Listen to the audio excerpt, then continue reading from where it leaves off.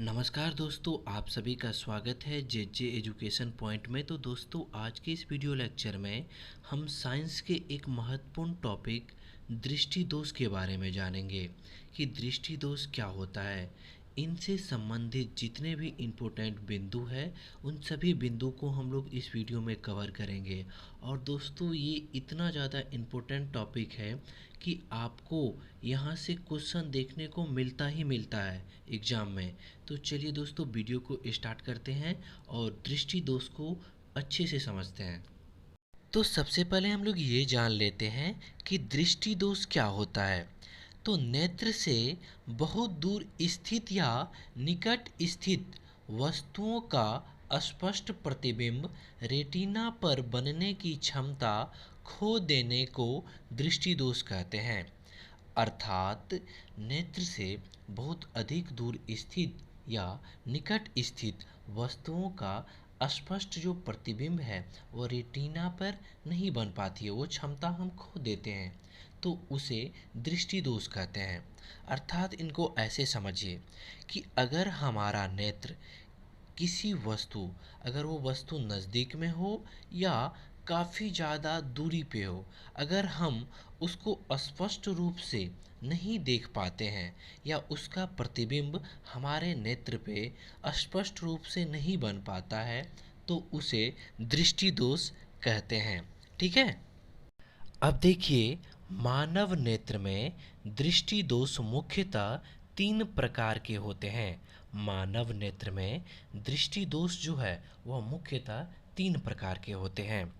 पहला निकट दृष्टि दोष, दूसरा दूर दृष्टि दोष और तीसरा जरा दूरदर्शिता। तो ये मानव नेत्र के 3 मुख्य दोष होते हैं। तो चलिए अब तीनों दोष को एक एक करके अच्छे से समझते हैं। सबसे पहला जो दोष है वह है निकट दृष्टि दोष। तो निकट दृष्टि दोष क्या होता है, इनको समझिए। तो इस दोष में व्यक्ति निकट रखी वस्तु को तो स्पष्ट देख सकता है, परंतु दूर रखी वस्तुओं को वह स्पष्ट नहीं देख पाता है, उसे निकट दृष्टि दोष कहते हैं। अर्थात इस दोष से ग्रसित व्यक्ति निकट की वस्तु को तो स्पष्ट देख पाता है, परंतु दूर रखी वस्तुओं को स्पष्ट नहीं देख पाता है, उसे निकट दृष्टि दोष कहते हैं। ऐसे दोष युक्त व्यक्ति का दूर बिंदु अनंत पर न होकर नेत्र के पास आ जाता है। ऐसे दोष से यानी निकट दृष्टि दोष से ग्रसित व्यक्ति का जो दूर बिंदु है वह अनंत पर ना होकर नेत्र के पास आ जाता है। ठीक है। अब हम लोग निकट दृष्टि दोष उत्पन्न होने के कारण को समझेंगे। तो देखिए, इस दोष के 2 कारण हो सकते हैं। इस दोष के उत्पन्न होने के 2 कारण हो सकते हैं। पहला, नेत्र गोलक का लंबा हो जाना, अर्थात नेत्र लेंस और रेटिना के बीच की दूरी बढ़ जाना। और दूसरा जो कारण है वह है नेत्र लेंस का आवश्यकता से अधिक मोटा हो जाना। दूसरा क्या कारण है, तो नेत्र लेंस जो है उसका जो मोटा आवश्यकता से अधिक मोटा हो जाता है, जिसके कारण उसकी फोकस दूरी कम हो जाता है। ठीक है। अब हम बात कर लेते हैं निकट दृष्टि दोष से ग्रसित व्यक्ति के उपचार के बारे में। तो इस दोष को दूर करने के लिए जिस चश्मे का व्यवहार किया जाता है उसका लेंस अपसारी या अवतल होता है। तो इस दोष को अगर दूर करने के लिए चश्मे में जो जिस लेंस का व्यवहार किया जाता है वह अवतल या अपसारी होना चाहिए। अर्थात जो इस दोष से ग्रसित है उनके चश्मे में अपसारी या अवतल लेंस का प्रयोग किया जाता है। ठीक है। अगला जो प्रकार है वह है दूर दृष्टि दोष। तो दूर दृष्टि दोष क्या होता है, इनको समझिए। इस दोष में व्यक्ति दूर रखी वस्तुओं को तो स्पष्ट देख सकता है, परंतु निकट रखी वस्तुओं को स्पष्ट नहीं देख पाता है, उसे दूर दृष्टि दोष कहते हैं।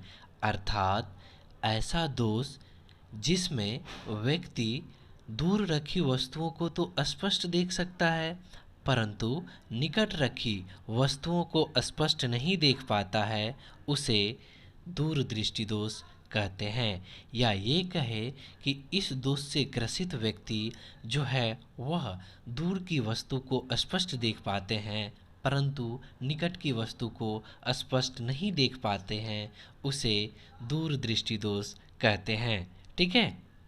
अब हम लोग दूरदृष्टि दोष उत्पन्न होने के कारण को समझते हैं। तो देखिए, इस दोष के उत्पन्न होने के दो कारण हो सकते हैं। पहला, नेत्र गोलक का छोटा हो जाना, अर्थात नेत्र लेंस और रेटिना के बीच की दूरी का कम हो जाना। तो पहला जो कारण है वह है नेत्र लेंस का, जो नेत्र लेंस क्या हो जाता है इस दृष्टि दोष में, तो छोटा हो जाता है। अर्थात इसका मतलब ये है कि नेत्र लेंस और रेटिना के बीच की दूरी कम हो जाता है। जबकि दूसरा जो कारण है वह है नेत्र लेंस का आवश्यकता से अधिक पतला हो जाना। नेत्र लेंस जो है वो आवश्यकता से अधिक पतला हो जाता है, ठीक है, जिससे उसकी फोकस दूरी क्या हो जाता है, बढ़ जाता है। ठीक है। अब हम लोग बात कर लेते हैं दूरदृष्टि दोष से ग्रसित व्यक्ति के उपचार के बारे में। तो इस दोष को दूर करने के लिए जिस चश्मे का व्यवहार किया जाता है उसका लेंस अभिसारी या उत्तल होता है। तो इस दोष को दूर करने के लिए चश्मे में जिस लेंस का व्यवहार किया जाता है वह अभिसारी या उत्तल होता है।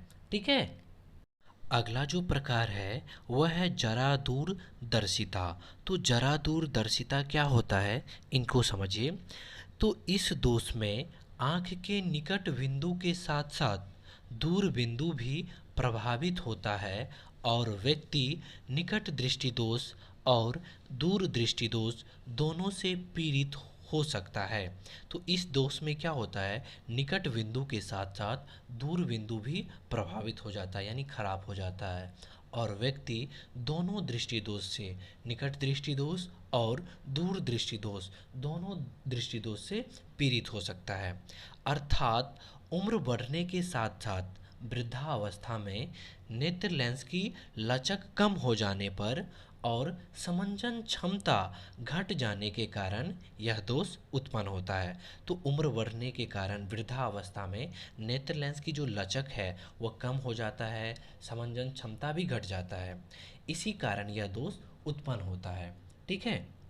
अब हम बात कर लेते हैं इस दोष से ग्रसित व्यक्ति के उपचार के बारे में। तो इस दोष से ग्रसित व्यक्ति के उपचार के लिए बाइफोकल लेंस का व्यवहार करना पड़ता है, जिसमें दो लेंस लगे होते हैं। एक जो है वह उत्तल लेंस होता है और दूसरा अवतल लेंस होता है। तो इस चश्मे का जो ऊपर वाला भाग होता है वो दूर वस्तुओं को स्पष्ट देखने के लिए लगाया जाता है, तथा नीचे वाला भाग को पढ़ने या निकट की वस्तु को देखने के लिए लगाया जाता है। ठीक है। तो दोस्तों, इस वीडियो में इतना ही। अगर आपको वीडियो पसंद आए तो वीडियो को लाइक और चैनल को सब्सक्राइब जरूर कर ले। मिलते हैं नेक्स्ट वीडियो में, तब तक के लिए जय हिंद।